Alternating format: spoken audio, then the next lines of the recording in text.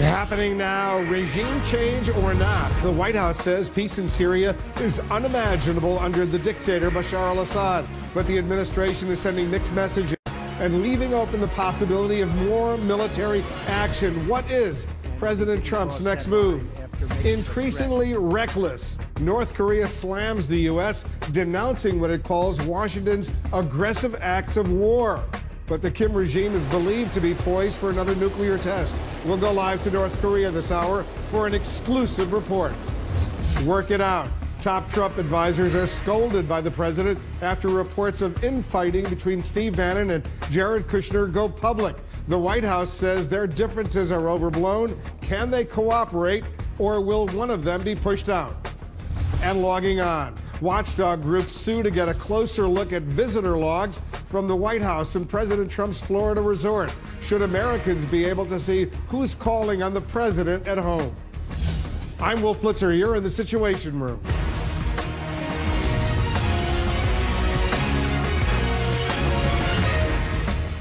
The White House is facing questions tonight about its next moves regarding Syria, with top administration officials sending mixed messages. Press Secretary Sean Spicer is echoing UN Ambassador Nikki Haley on the future of the Syrian leader, Bashar al-Assad, calling the possibility of peace under his regime unimaginable.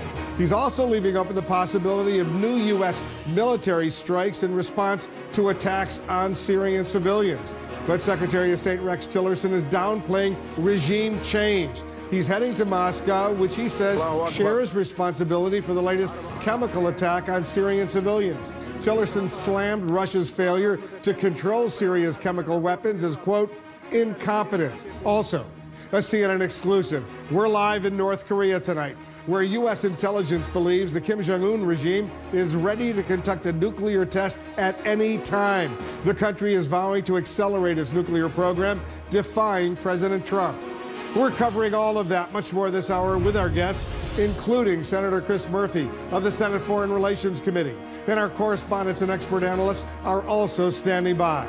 Let's begin with the Syrian crisis now facing President Trump. Our chief national security correspondent, Jim Sciutto, is joining us with the latest. Jim, the White House is keeping the door open right now to more military action. That's right. And the White House spokesman, Sean Spicer, today opening the door to another path, another justification for military action, not just the use of chemical weapons, saying that the use of barrel bombs would also be unacceptable, might prompt a U.S. response. Of course, the difference there is they are used frequently, including many times since the U.S. military strike on Friday. Will the White House follow through on that apparent threat? That comes at the same time that senior administration officials are sending out contradictory messages on what exactly the goal is of U.S. policy in Syria. Tonight, Syrian warplanes taking off from the same airbase hit by a U.S. missile strike Friday. The White House says it has not ruled out further military action there, but it is sending mixed, even contradictory messages on the administration's goals in Syria. U.S. Ambassador to the UN, Nikki Haley, said regime change is inevitable, following last week's chemical weapons attack, which sparked the U.S. military action. Regime change is something that we think is going to happen because all of the parties are going to see that Assad's not the leader that needs to be taking place for Syria. Secretary of State Rex Tillerson, however, appeared to say the opposite, placing his faith in a political process inside Syria over any outside action. I think our strategy in Syria, as you know, our priority is first the defeat of ISIS. And it is through that political process that we believe the Syrian people will ultimately be able to decide the fate of Bashar al-Assad. White House Press Secretary Sean Spicer seemed to acknowledge both endgames. I can't imagine a stable and peaceful Syria where Bashar al-Assad is in power. I think we all recognize that that happens, and there can be a multi-pronged approach where you're ensuring that ISIS is contained and there's a de-escalation of the proliferation of chemical weapons, at the same time creating the environment for a change in leadership. Tillerson and other U.S. officials have been unanimous in blaming Russia for sharing responsibility for the chemical attack. A message State Department officials say Tillerson will bring to Moscow. The recent terrible chemical weapons attack, in large measure, is a failure on Russia's part to achieve its commitment to the international community. Russia dismisses the accusation, accusing the U.S. instead of, quote, an act of aggression. Tonight, U.S. warplanes continue to fly over Syria, targeting ISIS forces, even as the Syrian regime has increased its air defenses in the western part of the country.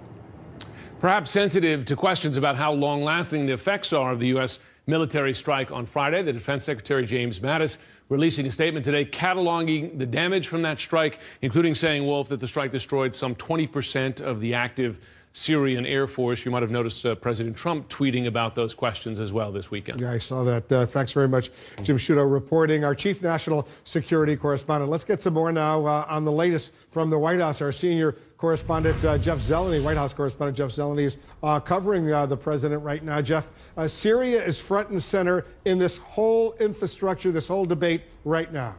It is indeed, well, front and center, and it seems that this Trump administration is still crafting policy as it moves along here. Now, just a short time ago, an administration official tried to clarify or walk back some of the press secretary Sean Spicer's comments about those barrel bombs that Jim was just talking about there. They say, look, it does not represent a new red line. It does not represent a new sort of stipulation for a military action here. But this all comes as this Trump administration is trying to get back its footing here. Syria at the center of this, but foreign policy now is dominating the conversations here.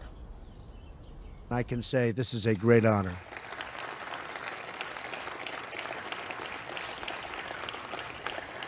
And I got it done in the first 100 days. That's even nice. You think that's easy? In the Rose Garden today, President Trump hailing the confirmation of Justice Neil Gorsuch to the Supreme Court as the biggest accomplishment so far in his young presidency. A new optimism is sweeping across our land, and a new faith in America is filling our hearts and lifting our sights.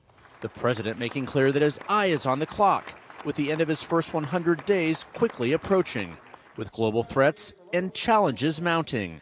White House Press Secretary Sean Spicer seemed to raise the stakes, saying the president could act again in Syria in response to conventional bombs, not only a chemical weapons attack like the one that killed dozens last week. If you gas a baby, if you put a barrel bomb in to innocent people, I think you will see a response from this president. Tonight, a new CBS News poll finds that 57% of Americans approve of the missile strikes last week in Syria. Yet Americans are leery of the president getting more involved, the poll found.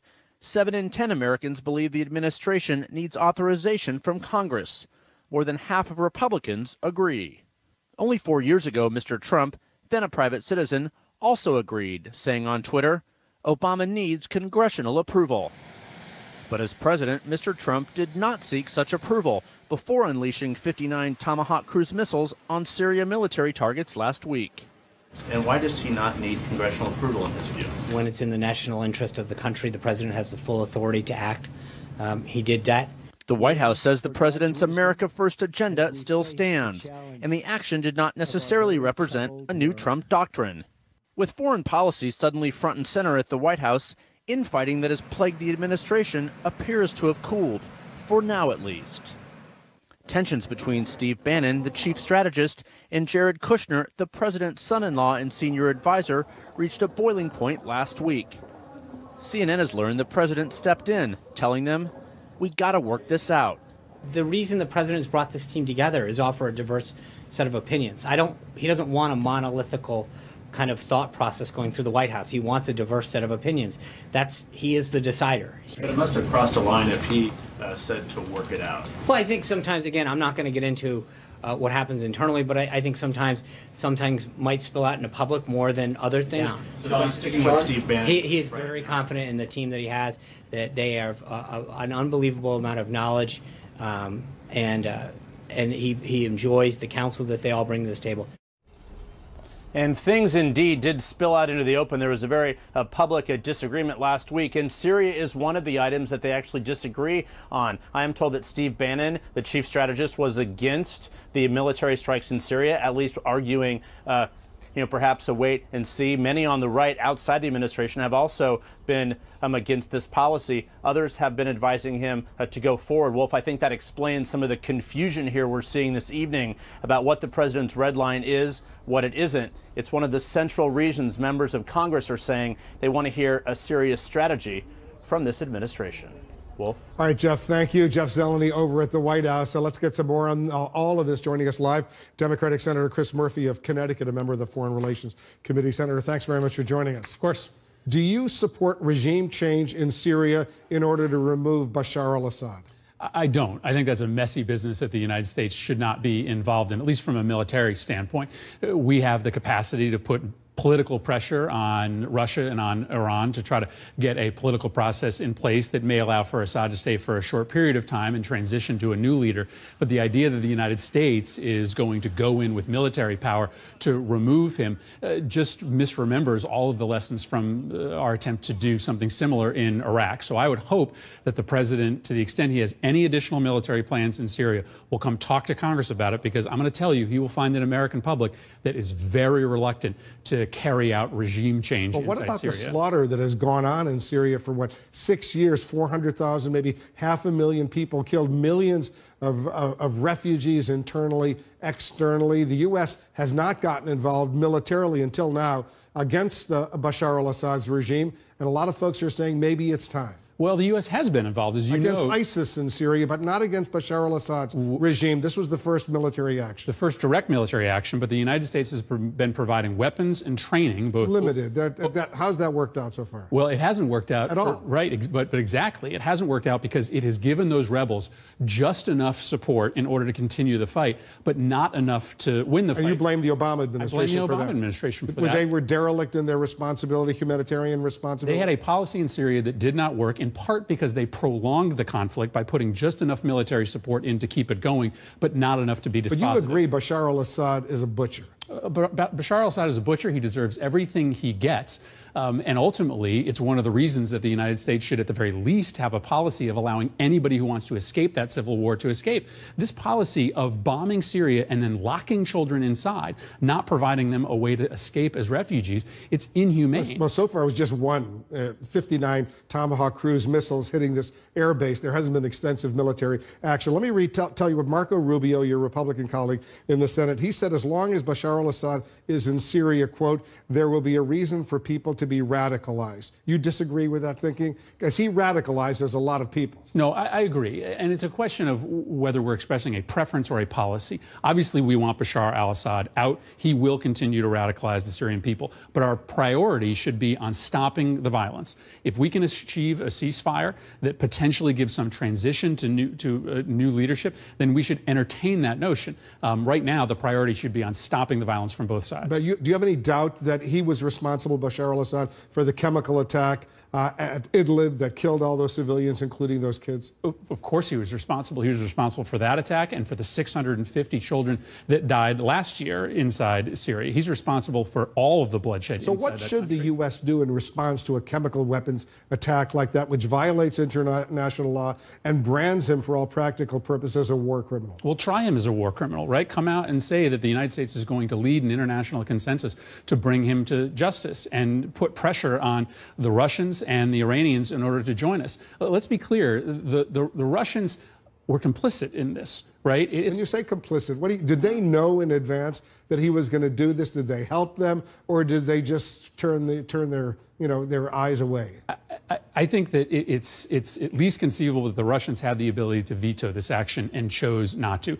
And they may have decided to do that because they thought they had a permission slip from the United States in the days and weeks leading up to that action. So I see as positive this change in rhetoric and policy that the Trump administration has vis-a-vis Russia, because it may actually put pressure and leverage on the Russians to get back to the effort of trying to rid Assad of every single one of these chemical weapons. The White House press secretary, you heard of Sean Spicer, he said today, if you gas a baby, if you put a barrel bomb into innocent people, that President Trump is going to react. We know he has reacted to a chemical weapons attack, But now he's suggesting you put a barrel bomb. They've been using barrel bombs for months. These are these awful weapons. You can drop them from a helicopter. They got shrapnel. They got nails. They maim, they kill, they destroy. These are awful, awful weapons. Should the U.S. respond if there are more barrel bomb attacks against innocent civilians, including children? So I don't know how we would eventually unwind that commitment, right? If we are going to go in and respond to every single human rights violation inside Syria, then let's just be honest about what we're proposing to do. We are proposing to invade Syria and carry out the job until it's done. That is a massive endeavor. That is hundreds of thousands of U.S. troops.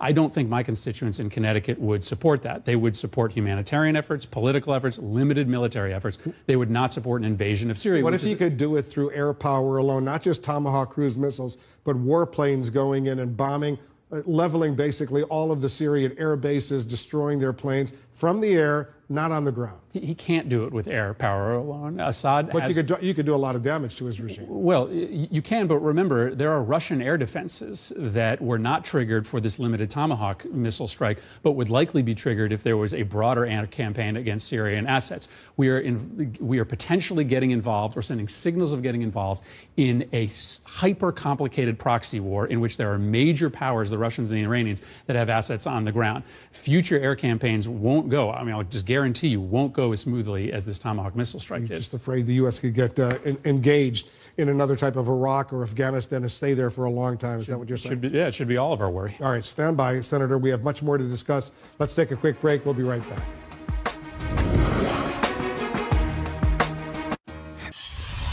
The White House says more U.S. military action against Syria is possible as President Trump weighs his next move, and top administration officials send mixed messages on whether the dictator Bashar al-Assad has to go. We're back with Democratic Senator Chris Murphy of Connecticut, a member of the Foreign Relations Committee. The White House Press Secretary Sean Spicer said today, and I'm quoting him now, Article 2 of the Constitution is pretty clear when it comes to the national interest of the country, that the president, as commander-in-chief, can do in a situation like this as he sees fit. Do you agree that the president has the authority, the legal constitutional authority, that he had it to launch those 59 Tomahawk cruise missiles? He clearly does not have that authority, and that is a complete misread of the Constitution. The Constitution says that if it is in the national interest of the United States to take military action overseas, it is only the Congress that can authorize it. Now, there's a limited exception built in, which is if the security of the United States is under imminent threat.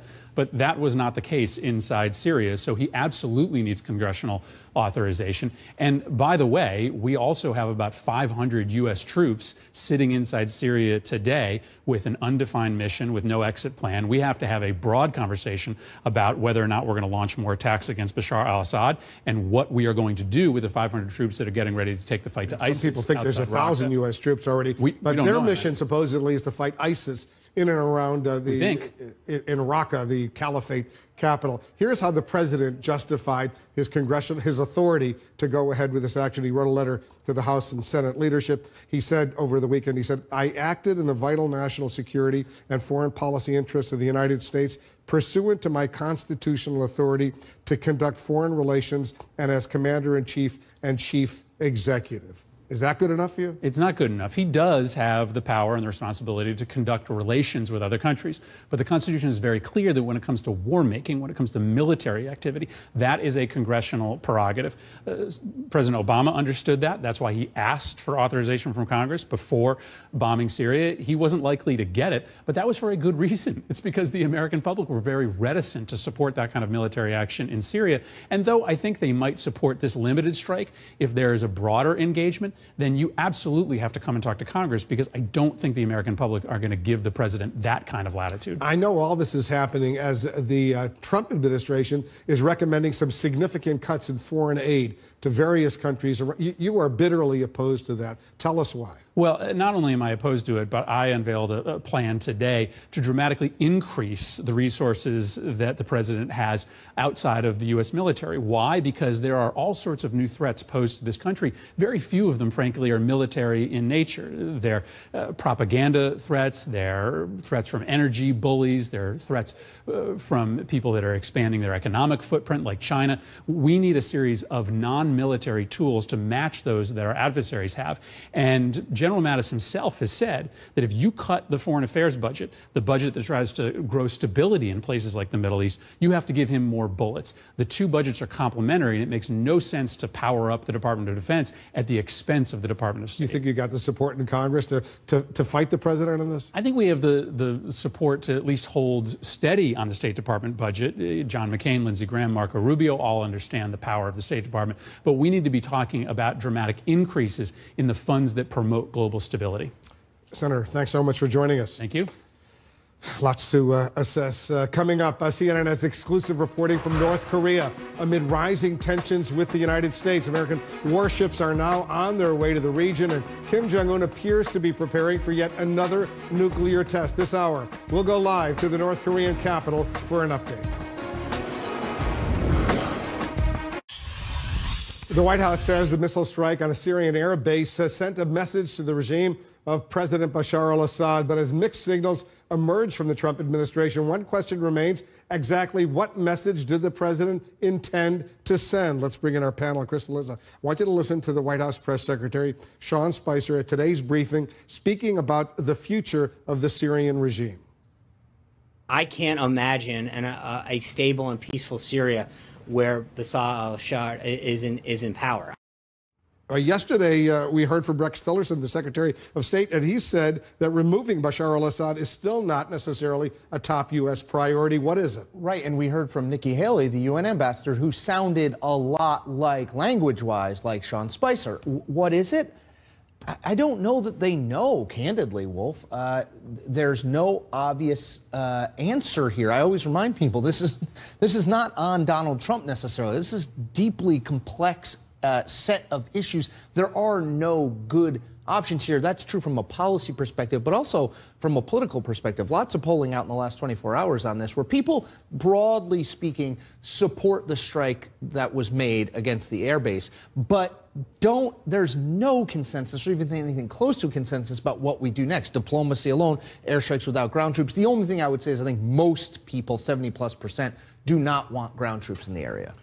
There was another remarkable statement that Sean Spicer delivered today at his briefing, Elise, and it involved what's called barrel bombing. I want you to listen to this. If you gas a baby, if you put a barrel bomb in to innocent people, I think you will see a response from this president. That is unacceptable. That was pretty remarkable because the barrel bombings have been going on almost daily for, what, months and if not years. It's certainly Assad's weapon of choice. And if he was going to say that if you have a barrel bomb, we'll be striking, then the U.S. would be essentially striking every time that Assad would bomb his people. I think he might have been confused about the language. And also, some of these barrel bombs do have chlorine use. They're filled with chlorine, so they're filled with shrapnel and nails. Exactly. They can be dropped from a helicopter at relatively low levels, and if it hits a school or a hospital, it's much more incendiary than any kind of conventional. It just destroys all these people, including kids. That's right, but like I said, this is one of Assad's weapons of choice. He's been using it almost daily against his people. So the question is is this really going to be a red line? I think he might have misspoke there. We're waiting for some kind of clarification from the White House. But this is the issue with words and the idea that words matter. And I mean, when we're talking about this issue of regime change, I mean, there's been a lot made about Nikki Haley and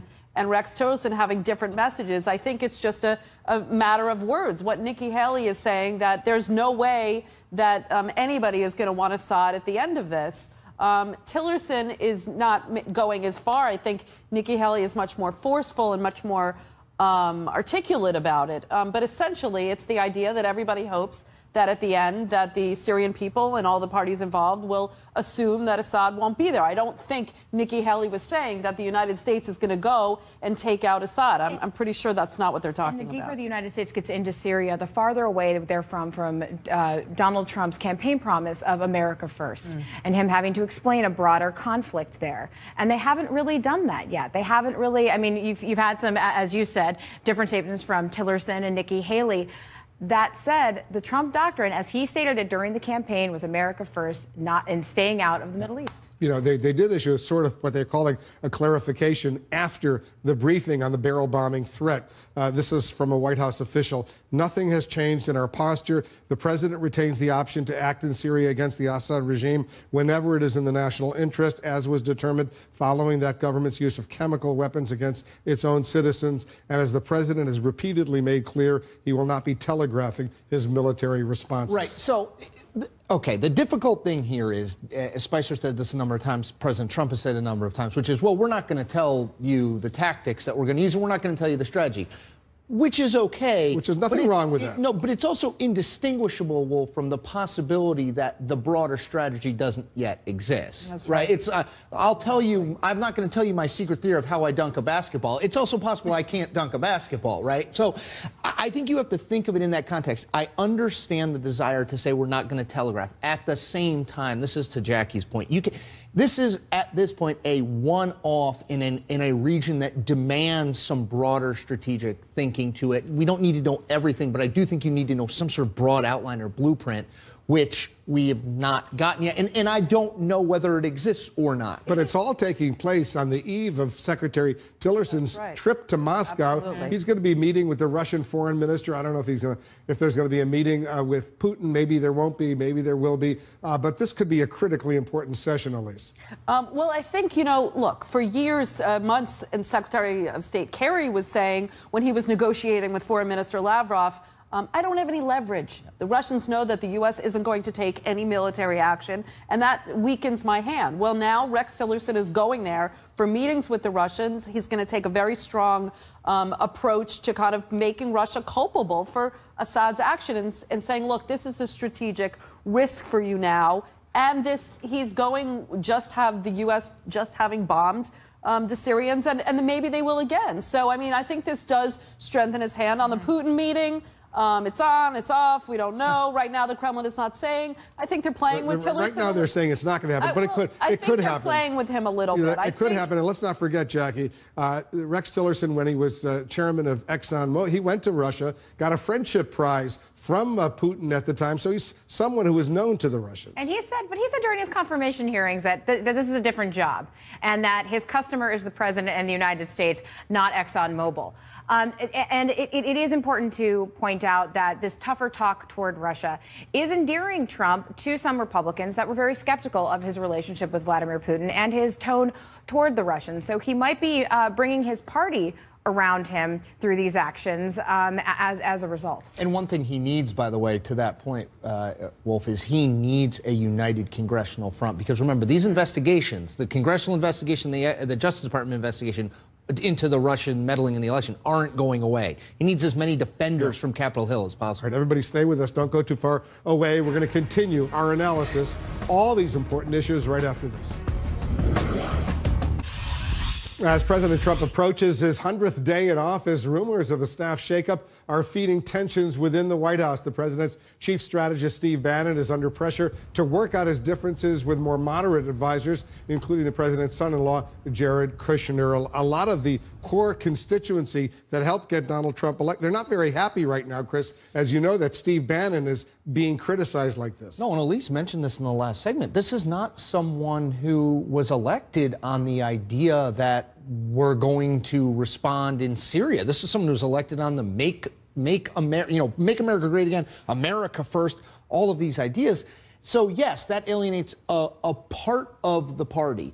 The Bannon-Kushner thing was inevitable in some ways, well, for two reasons. One, because you have four people essentially deputized, Bannon and Kushner being two, Reince Priebus, Kellyanne Conway, the others, deputized at the same level with no specific clear demarcations of who's responsible for what. And number two, Steve Bannon and Jared Kushner are so different in terms of worldview, background, how they come at issues, what they care about, that putting the two of them together and saying, work it out, is going to be difficult. You remember, Jackie, that President Obama predicted that the challenge, the responsibility of being president of the United States will convince Donald Trump eventually to adopt more moderate positions. I don't know that we're there yet. I really don't, because this is all new. They're trying to work it out, and Jared Kushner does have the advantage of being family, and it's very hard to win against family if you're on the outside. But this is very complicated. As Chris said, a lot of people that got Trump elected really like Steve Bannon's philosophy of really trying to shake up Washington, and he's not the only loyalist there. There are Stephen Miller. There's Jeff Sessions, who's his attorney general, who very much come more from the Bannon school. So this is a conflict that I don't think will, even if Bannon does leave, will be over. You're our global affairs correspondent, Elise. So how are people outside of the United States, leaders, seeing this battle that's going on inside the White House? Well, I think, when you saw that Flynn resigned and they moved to, H.R. McMaster as National Security Advisor, and Dina Powell as the deputy. I think I was just in Israel and Europe and the Middle East, and basically what diplomats are saying, that this shows that President Trump, for all of the concern that people had in the beginning, that he is able to course correct. And it is giving, I think, allies a little bit of comfort, as was the strike in Syria. I talked to some diplomats and they said, listen, this is giving confidence that U.S. leadership is back. They were looking for the President Obama to take action in Syria. There was this perception that he was retreating from the Middle East, and now you have a president who, took decisive action. I think it's, too early to say this is a strategy or a trend or a doctrine, but I think that they do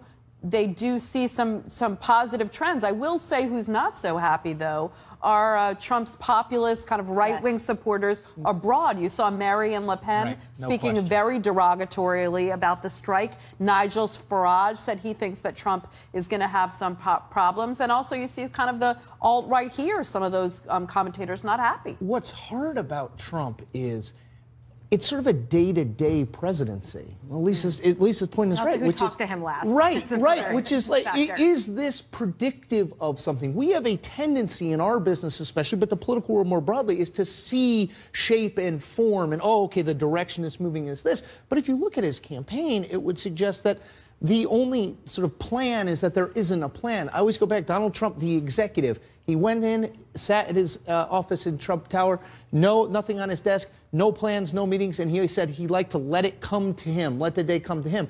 I wonder if that's the presidency we're witnessing, that there isn't sort of a broad arc to it. He didn't get repeal and replace of Obamacare through, at least not yet. His travel ban 1 and 2 still before the courts. He did get a big win, though, with his Supreme Court nominee, who's now the 9th Associate Justice of the United States. That's a huge, huge win for the president. And expect to hear a lot about that. But Neil Gorsuch. Neil Gorsuch is only 49 years old. He's going to be sitting on the for maybe 30 or 40 years right now. That will have an enormous impact. And you're right, that cannot be diminished. And it also, nothing unites the Republican Party, we talked about it with Russia, more so than a Supreme Court pick that will change, that could help change the court for a generation. And keep an eye on if someone else retires, whether it's Justice Ginsburg or Justice Kennedy.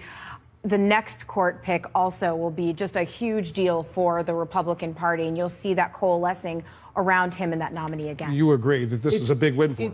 That's a huge win, and it's always been his best argument to unify Republicans. I'm going to nominate justices who you agree with, much more so than Hillary Clinton or whoever he runs against in 2020. Well, he released that list during the campaign. That was one of his best days. Big win. All right, guys, stand by. More coming up. Kim Jong-un appears to be poised for another nuclear test. The defiant young dictator vows to accelerate his weapons program despite threats from the Trump administration. CNN is on the ground in Pyongyang, North Korea, with an exclusive update.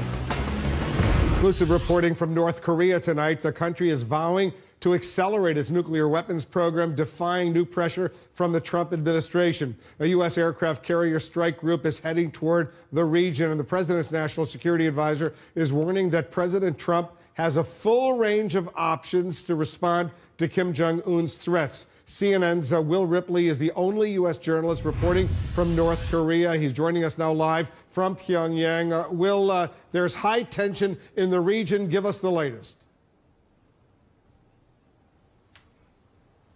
Well, just days before Vice President Pence heads to the region here, there are indications that China may now be taking action against the North regime after that meeting at Mar-a-Lago with President Trump and Chinese President Xi Jinping. There are reports flashing on Reuters that Chinese traders have been told to return shipments of North Korean coal, a major revenue generator for the regime, which continues to aggressively grow its nuclear program. The nuclear envoys for China and South Korea also pledging to take very strong action, which they have not specified, if North Korea conducts its 6th nuclear test, which officials believe could happen at any time.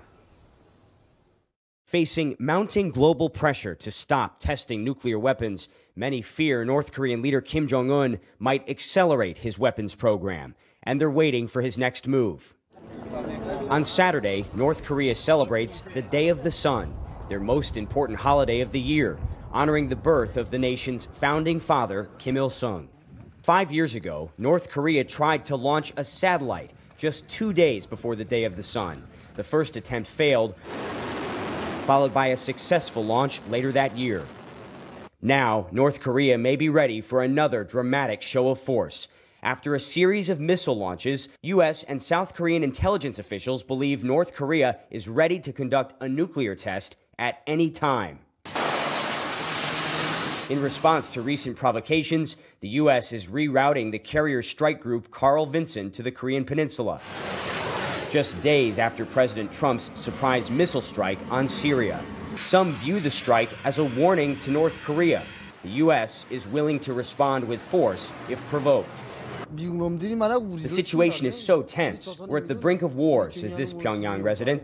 But if that happens, we'll all go to the front lines to fight the Americans.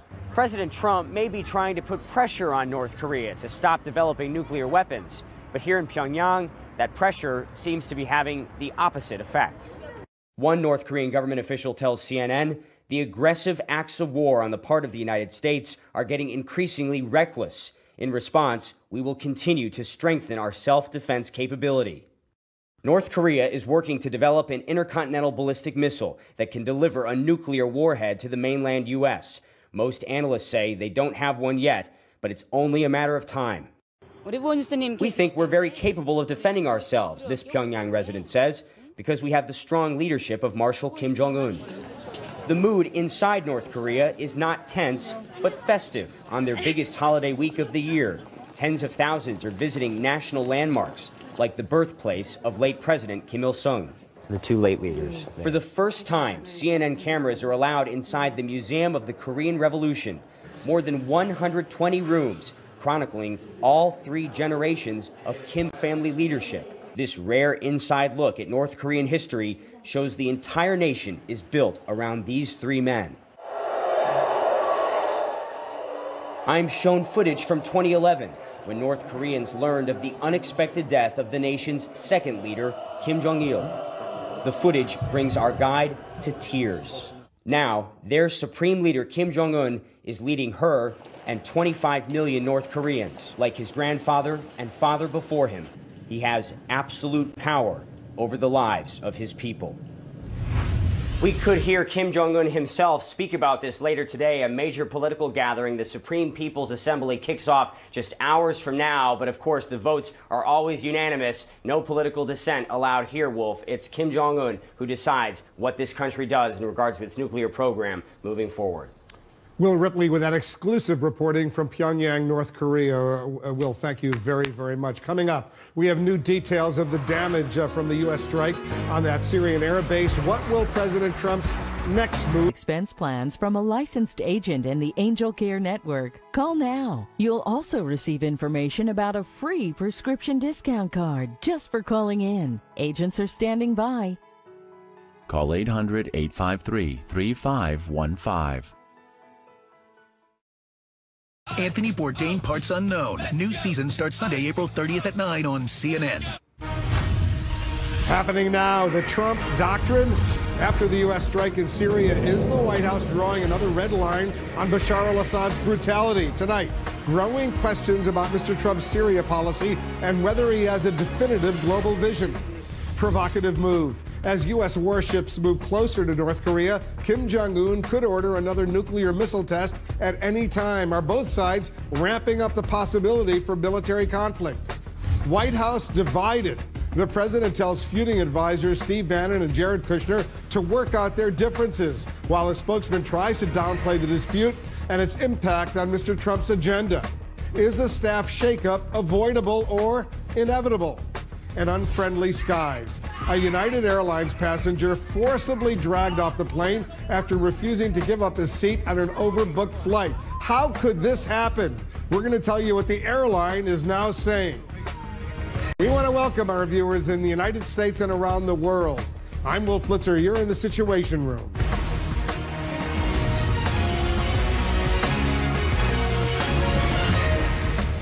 Tonight, the White House is raising the specter of another U.S. strike in Syria. Press Secretary Sean Spicer is suggesting a barrel bomb attack by Bashar al-Assad's regime might also cross a red line for President Trump, like that deadly chemical attack did last week.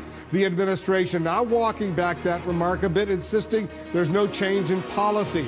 This is only adding, though, to the confusion, as top officials have been sending mixed signals about the president's Syria strategy. Also tonight, new concerns that North Korea could launch a sixth nuclear test at any moment. Kim Jong-un's regime vowing to accelerate its nuclear weapons program as a U.S. aircraft carrier strike group moves closer to the Korean peninsula, and President Trump explores a full range of options to combat the North Korean threat. Here at home, the president is celebrating a needed political win, with Neil Gorsuch now sworn in as the U.S. Supreme Court Justice. At the same time, the White House is downplaying the rift between top presidential advisors Steve Bannon and Jared Kushner. This after a frustrated Mr. Trump ordered the two men to work out their differences.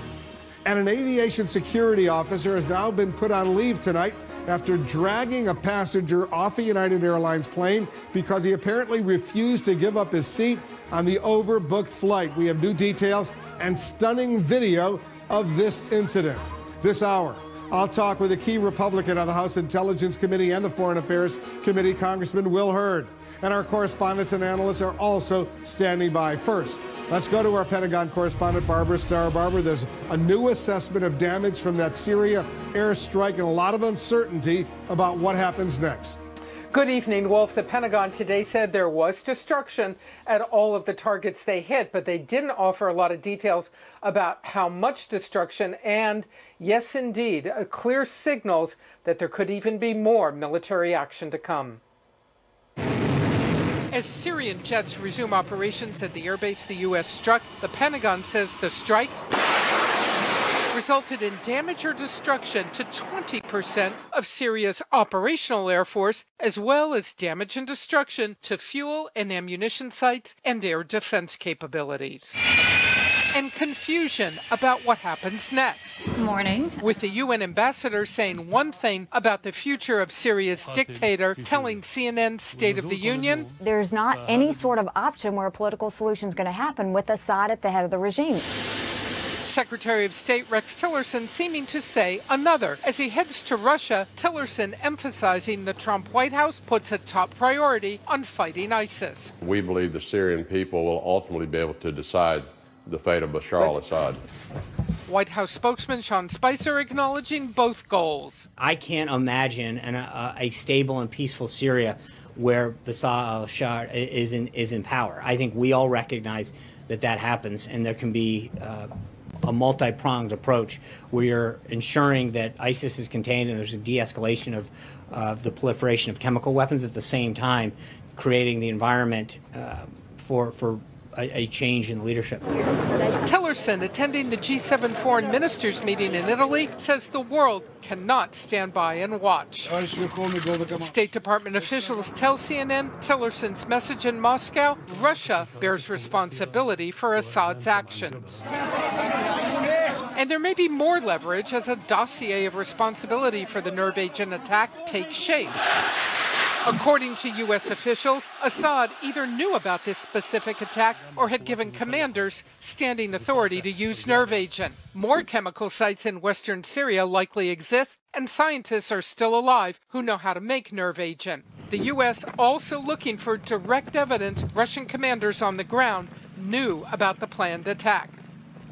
And tonight there is a full intelligence investigation into exactly that. How much did the Russians know and when did they know it? U.S. officials are saying it was a Russian drone that flew over the hospital in Idlib where so many injured people fled to try and get care. And about 5 hours after that Russian drone flew, an unidentified aircraft dropped another conventional bomb, perhaps trying to destroy evidence of the original chemical attack. But still, they're very much looking at what they can definitively say about how involved the Russians might have been, Wolf. We heard what Sean Spicer said, Barbara, about the damage done to the Syrian Air Force as a result of those 59 Tomahawk cruise missiles. What are you hearing from your sources at the Pentagon? Well, this is a very interesting question. So they're saying that 20 aircraft were damaged or destroyed. Again, not very specific. Could they be repaired? Could they fly again? Could the Syrians bring in additional aircraft from other areas? Certainly, all of the above. 20% of the operational aircraft damaged or destroyed would mean that they had 100 aircraft to begin with. Many open source reports indicate perhaps the Syrians had more than that, but not really clear. They'd had problems for years with getting spare parts, maintenance, all of that. So certainly a dent.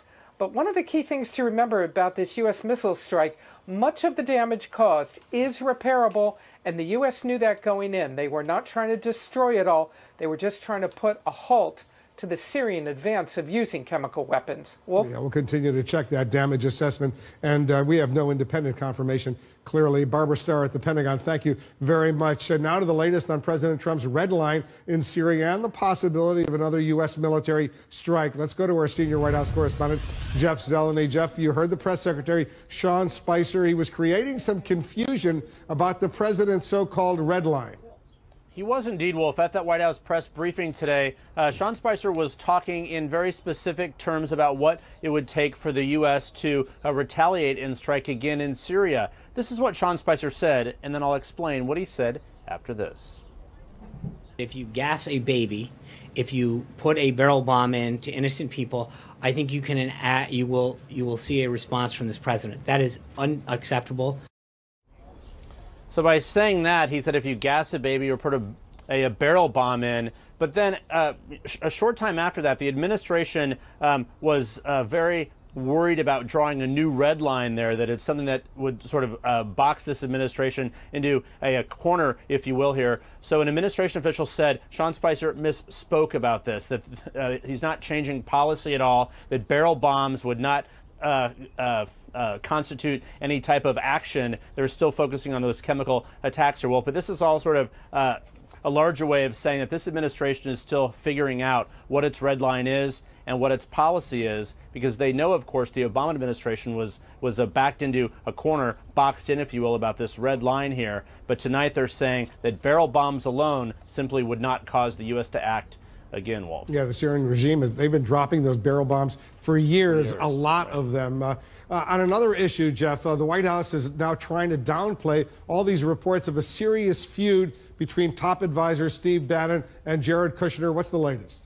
Well, if they are indeed, and this is something that has been sort of plaguing this administration for most of the last 11 weeks or so, this infighting inside the West Wing. And on the Syria policy, it also became an issue as well, with Chief Strategist Steve Bannon arguing against the strikes last week, other advisors arguing for it. But this all came to a head last week, we are told, when the president himself directly said, work it out here. So today at the press briefing, we asked Sean Spicer about that comment. Let's watch. It must have crossed a line if he said to work it out. Well, I think sometimes, again, I'm not going to get into what happens internally, but I think sometimes might spill out into public more than other things. But there's always going to be a healthy debate internally on a variety of policy issues among the cabinet, among the staff, to make sure that the president sees every option that's available. Sticking with Steve Bannon. He is very now. confident in the team that he has, that they have an unbelievable amount of knowledge, and he enjoys the counsel that they all bring to this table. So it appears this evening, Wolf, that all this infighting is at least on hold for now at the moment. We'll see how long that lasts.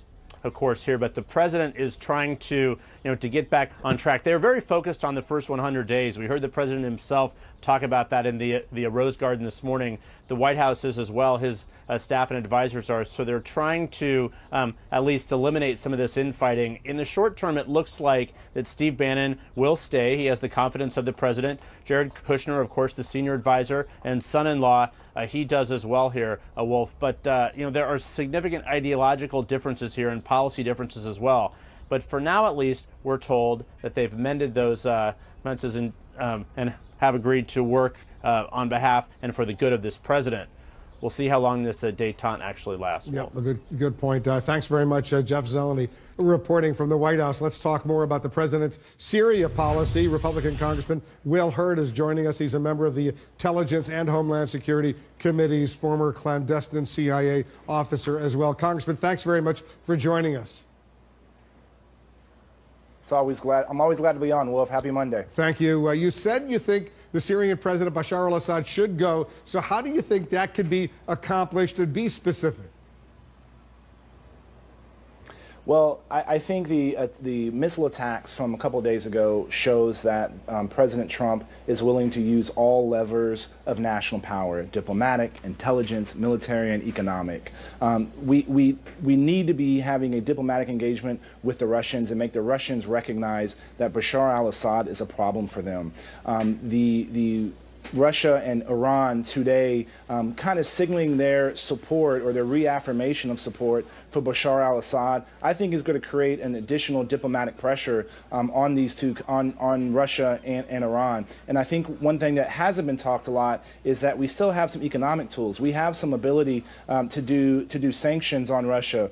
If they were involved in this chemical weapons attack, there are tools that we can use unilaterally, but also working to build a coalition of many of our European partners to do that, to put additional pressure on Russia to make sure that they back away from their support of Bashar al-Assad. Were they involved with the Syrians in launching that chemical weapons attack at Idlib that killed all those civilians, including a lot of children? Well, this is what our intelligence sources are going to be reviewing and looking at to make sure that they have a clear understanding of what happened and what did go on. Because I think that their reaffirmation of support to Assad is condoning these chemical attacks in the future. And I think that is unforgivable, and this is something that we can't let stand. But as you know, the Trump administration right now seems to be sending mixed messages when it comes to the future of Bashar al-Assad. Is that troubling to you that the Secretary of State, the UN ambassador, the White House press secretary, they're not necessarily all saying the same public things?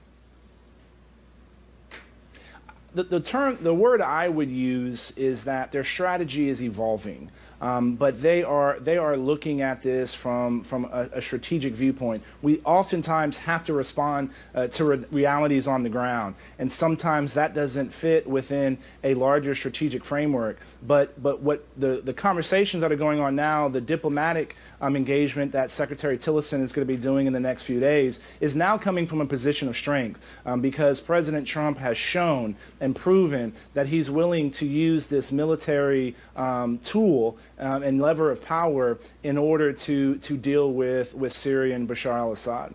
The White House earlier in the day seemed to be drawing a new red line. The press secretary, Sean Spicer, is saying, and I'm quoting him now, if you put a barrel bomb into innocent people, then President Trump is going to react.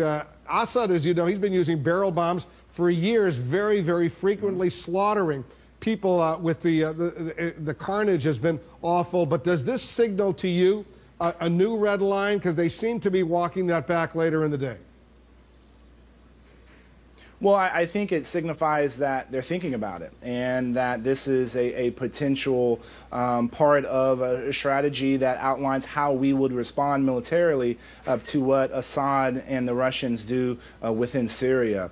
We have to remember that there is a refugee problem from Syria because of Bashar al-Assad. There is an ISIS problem in Syria because Bashar al-Assad created the civil war, which created a vacuum that allowed ISIS to come in. But Bashar al-Assad needs to go. In order to prevent a terrorist group like ISIS from training and equipping themselves and potentially attacking us and our allies, there has to be some level of stability in Syria. And I don't see any scenario in which Bashar al-Assad would be able to provide that level of stability. We heard also from the White House press secretary, also from Pentagon officials, they're claiming, we have no independent confirmation of this, and I want you to tell me what you know, that these 59 Tomahawk cruise missiles either destroyed or severely damaged about 20% of the Syrian Air Force, the Syrian planes. What do you know about that? Is that true?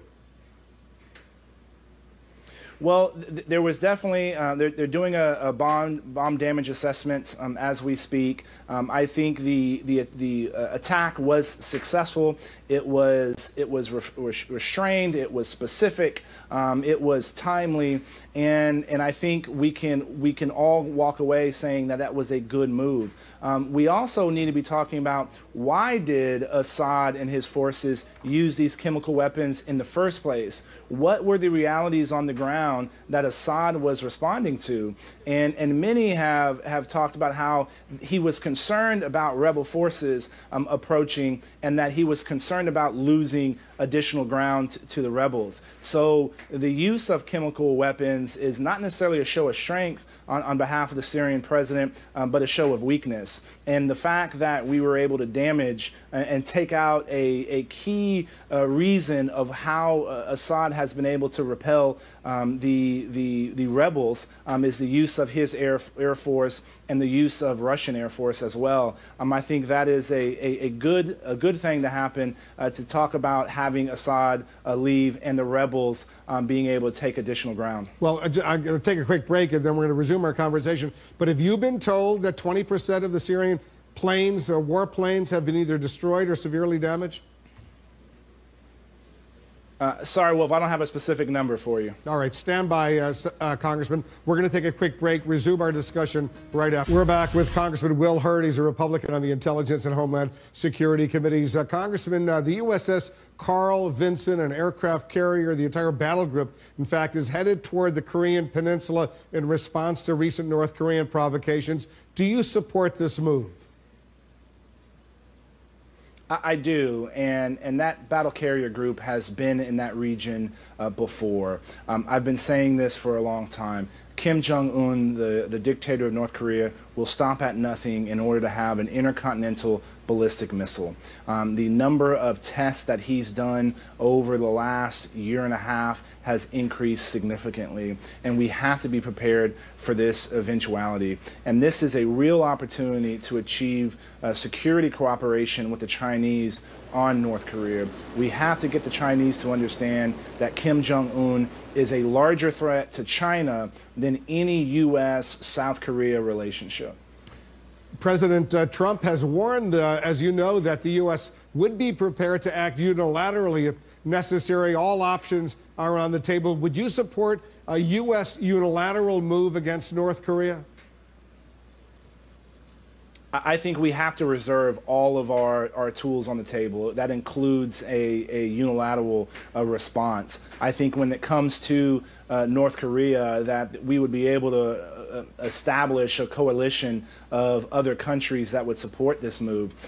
We have to remember that it's not just the missile program that we have to be worried about when it comes to North Korea. They have long-range artillery that can kill hundreds of thousands of people in Seoul within the matter of minutes. They have the world's largest special forces that could come across the DMZ at any moment. We have a special relationship with South Korea and Japan to come to their defense if one of their adversaries like North Korea was able to attack. He has the ability, if he does get a ICBM and can put a nuclear weapon on top of it, to kill tens of millions of people within the matter of minutes. This is a real menace. This is a real problem. And again, I think we can achieve true cooperation with the Chinese on this threat. For them to continue to stop buying coal from North Korea would be a good move. move, they could actually change and tighten up some of their legal ways that the North Koreans are using Chinese business practices to get in elements into their country to support their weapons programs. You know, China is North Korea's most important ally to the rest of the world, and we need the Chinese to be able to step up to the table on this. Yeah, a lot of people have now concluded this North Korean threat represents potentially the gravest national security threat facing the United States right now. Congressman Will Hurd, thanks for joining us. Wolf, always a pleasure. Just ahead, we'll have much more on those U.S. warships heading toward the Korean Peninsula and how Kim Jong-un is responding to new pressure from President Trump. Also, overbooked flights, they're common, but this stunning turn of events was certainly not. Why was a passenger forcibly dragged off a plane? A statement from the United Airlines is prompting even more outrage. Experience BASF when you create, play, connect, share, protect, nourish, and learn. Because although you might not notice us, our solutions are helping you make the most of your everyday life. That's why at BASF, we create chemistry. 6-year-old Ella is traumatized. As she played outside her home, a bomb exploded. Since then, she has not spoken. Surely one little girl terrified this way is one too many. The floods drove Zainab from her home. Her little boy Rajav is sick, dying. Surely one baby dying from cholera is one too many. Tomorrow may be too late to protect innocent children caught up in conflict and disaster. Please, will you do just one thing today to help vulnerable children? Please call now and give just $21 a month to let them know someone will be there for them.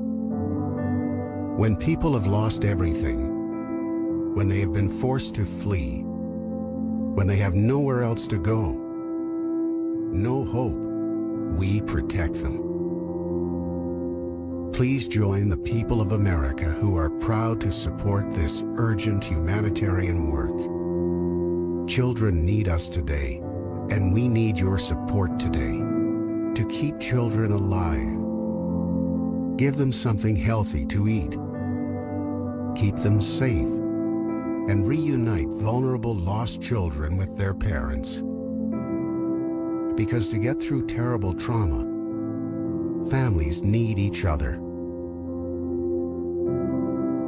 If you can do just one thing to help, please call right away and give $21 a month to help people who have lost everything. Thank you. How old do you want to be when you retire? I was thinking around 70. And before that? You mean after that? No, I'm talking before that. Do you have things you want to do before you retire? I'd really like to run with the Bulls. Wow. Hope you're fast. I am. Get a portfolio that works for you now and as your needs change with investment management services. You do all this research on the perfect car, then smash it into a tree. Your insurance company raises your rates. Maybe you should have done more research on them. For drivers with accident forgiveness, Liberty Mutual won't raise your rates due to your first accident. Switch and you could save $509 on auto insurance. Call 1-888-776-2147 for a free quote today. Liberty stands with you. Liberty Mutual Insurance.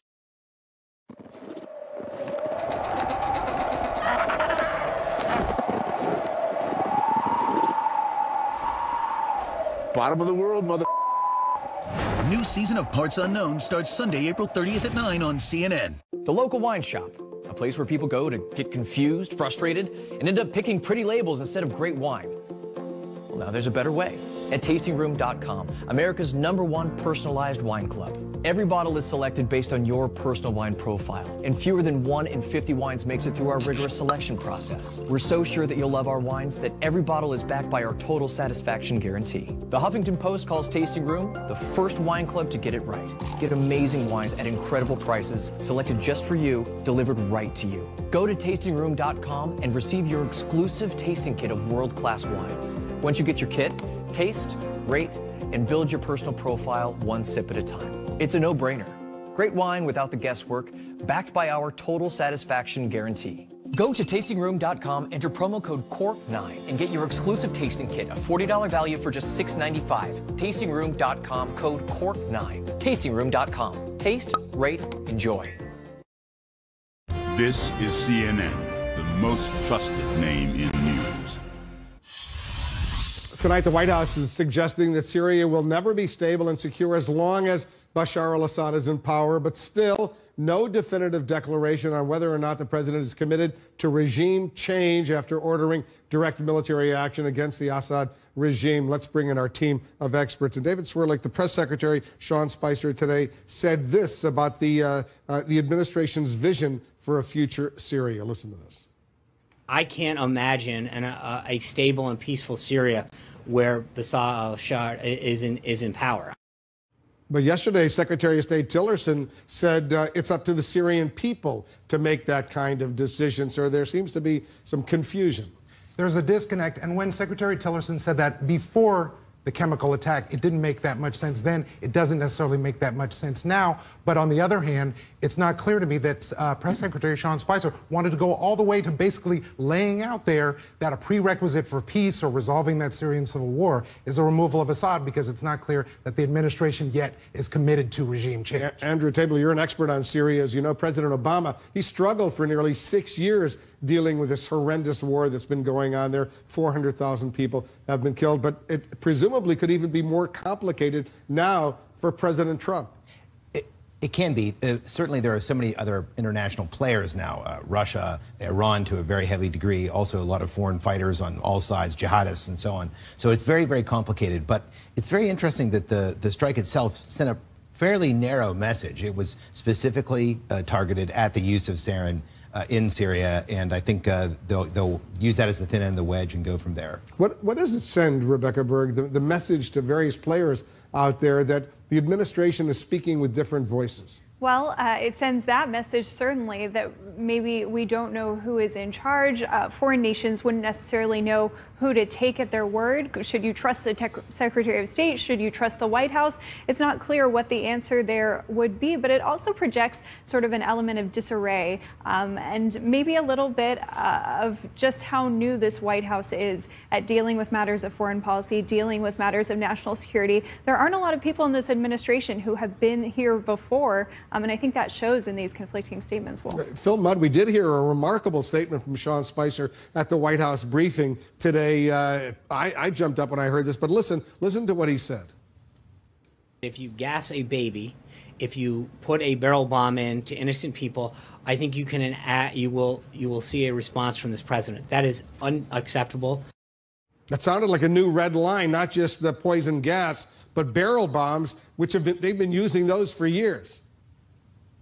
They have. I think the messaging has been confused from day one. The president's move, and I supported it last week, was wildly popular across America. He gave his staff a softball, and they whiffed. Since that strike, we've gotten barrel bombs, we've gotten regime change, we're not doing regime change to the Syrian people, we've gotten our priority as ISIS. The messaging has been horrible. Let me give you a bottom line, Wolf, because it's confused out of Washington. They got two choices. If you want to take out a regime with regime change, that means civil war. Insurgent groups and terrorists benefit. They profit from civil war because that means governments fall, security services fall, and chaos reigns. If you want to prioritize ISIS, and this is the message nobody wants to tell the American people, you need stable leadership and a stable army and security service. That means Assad staying. So you make the choice and you tell the American people without all this gobbledygook about barrel bombs. If you want to take out ISIS, Assad's going to be around. If you want to take Assad out, you're going to have civil war and chaos. You make the call, but in the past 4 days, we got both, and you can't have both. Andrew, give us some context on the use by the Bashar al-Assad regime of these barrel bombs, which contain shrapnel and nails and chlorine, and they slaughter these people. That's right. So they're improvised explosive devices, essentially from the air, and they vary in form. I think what the Spicer's comments today seem to indicate was that the Syrian regime has been found on at least 3 different occasions by the UN to have used them to deploy chlorine.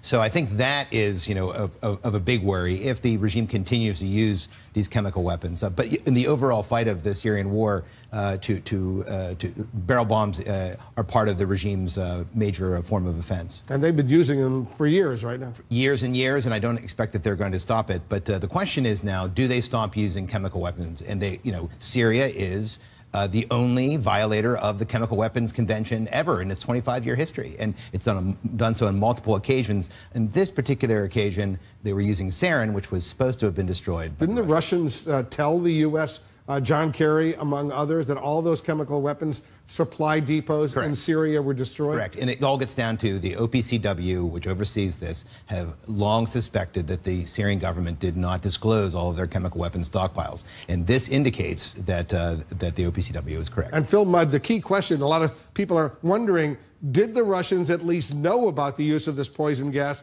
against these civilians in Idlib? Were they complicit? And that's something the U.S. intelligence community presumably is going to be able to determine. I'm not sure that's true, Wolf. After 25 years in that community, I can assure you they're looking at the problem to be certain about whether Russia was complicit. I would suspect they would be. You can't be that tightly wound with the Syrian military without knowing what they're doing at a tactical level. But if you want a 100% guarantee, which is what you want to bring in the Oval Office, I don't believe you're going to get that in this case. Let me take one further step. We stuck 59 missiles in the course of 3 to 4 minutes in one air compound. In Russia's brazen support for a Syrian dictator, if we think that's going to turn around the Syrians' willingness to use brutal methods against their civilians, we got to think again. I support what the president did, but this has got to be backed up over time. How is Secretary of State Tillerson, David, going to handle all of? He's meeting with the Russian foreign minister in Moscow this week. Right. Well, take this issue of whether or not the Russians knew or turned a blind eye, potentially what, as you said, our military and our intelligence is looking into right now. If that were, in fact, the case, it has to be found out, because that would have meant, at a minimum, that Russia sort of abdicated its responsibility as a permanent member of the UN Security Council. On the other hand, if you're Secretary Tillerson, you go into a meeting in Moscow and you're not absolutely sure how far the administration is willing to go, that's a very delicate thing to bring up in these kind of meetings. All right, we got more to discuss. Everybody stand by. Just ahead, United Airlines explanation only adding to the outrage. We're going to have the latest on why a passenger was forcibly removed from an overbooked flight and what happens now. Tonight, the White House says the president is very confident that Steve Bannon and Jared Kushner can put their rift behind them after Mr. Trump told his top advisors to work it out. We're back with our analysts. Rebecca, what does it say that Steve Bannon's influence at least appears to have been diminished? Well, it tells us something that we already knew about Donald Trump, that he values family and the loyalty that they bring with him. So he's running the White House like he ran his businesses, as a family business, essentially. So part of this we already knew, but it also underscores these different ideologies that you have constantly in competition in this White House. You have what you might call the right wing of the West Wing with Steve Bannon and Mike Pence and Mick Mulvaney and some others. And then you have sort of this New York Trump set with Jared Kushner, Ivanka Trump, Gary Cohn, Dina Powell, and they're constantly clashing in terms of personalities, but also in terms of ideas. And you're seeing this come to bear in the relationship. David, between could they find Kushner some and common Bannon. ground here?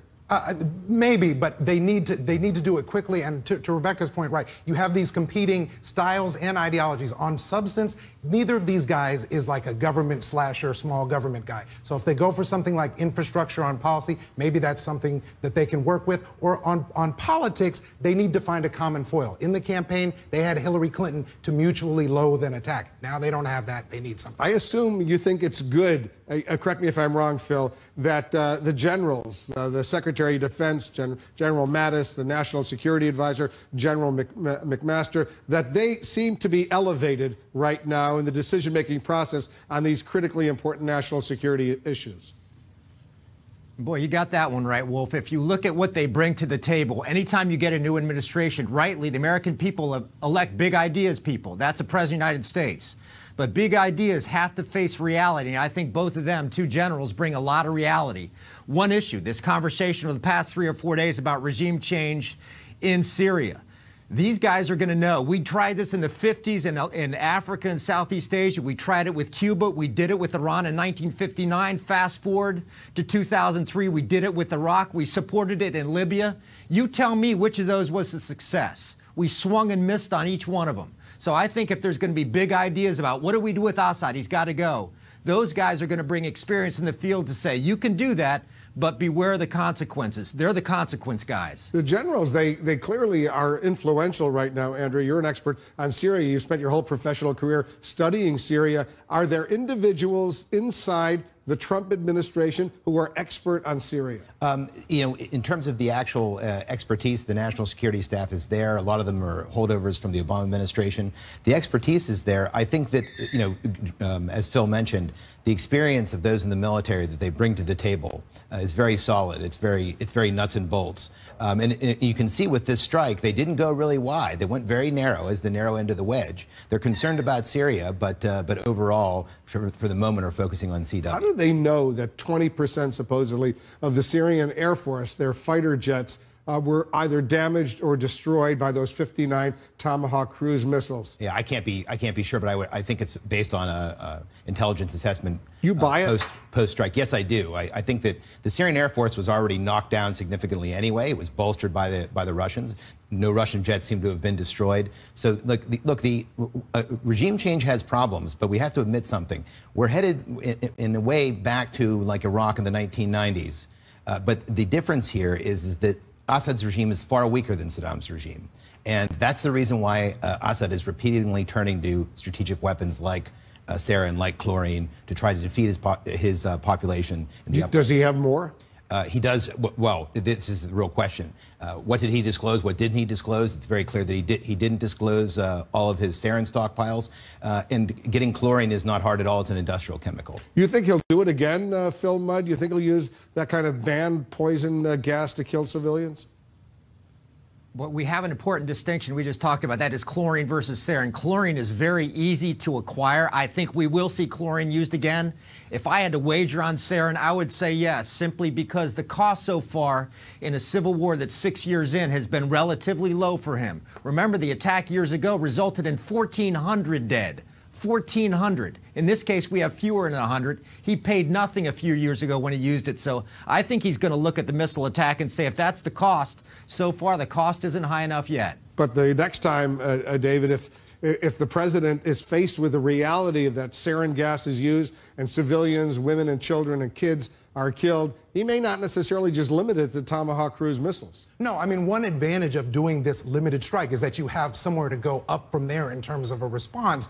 The only problem, though, is that you also have to start figuring out in advance how far you're willing to go up to and including trying to oust the regime and then dealing with whatever consequences there are from that. And he's facing an American public that's sort of, as you know, Rebecca, war-weary. That's right. I mean, Trump ran an America First campaign for a reason. He criticized our engagement in the Iraq War, promised that he, as president, would not engage us in that sort of quagmire, to use his phrasing and his view. And so he is absolutely risking, especially his core supporters, will they turn on him if he goes any further than All right, guys, a good discussion. We're going to stay on top of this. Also coming up, with U.S. warships on the move right now, will Kim Jong-un respond by pushing the nuclear test button? Once again, we're going to have the latest on the North Korea threat.